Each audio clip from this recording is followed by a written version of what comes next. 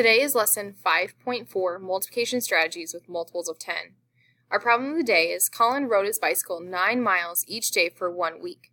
What is the total number of miles he rode his bicycle in 1 week? Well, we know that we use the cubes method, and we're going to circle the number 9, and then we're going to circle the word week, because we know that that is actually a number, and we know 7 days goes in 1 week. So we know that he rides his bicycle 9 miles each day, so we need to multiply 9 times 7, and that is letter A, 63 miles. Today for our lesson, we're looking at multiples of 10. So here is a hundreds chart. And what we're going to do is we're going to look at 1 times 10, 2 times 10, 3 times 10.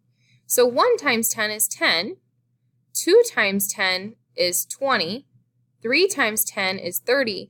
Do you see the pattern? The pattern is that we're moving down the tens chart in the 10 column, because 9 times 10 would be 90.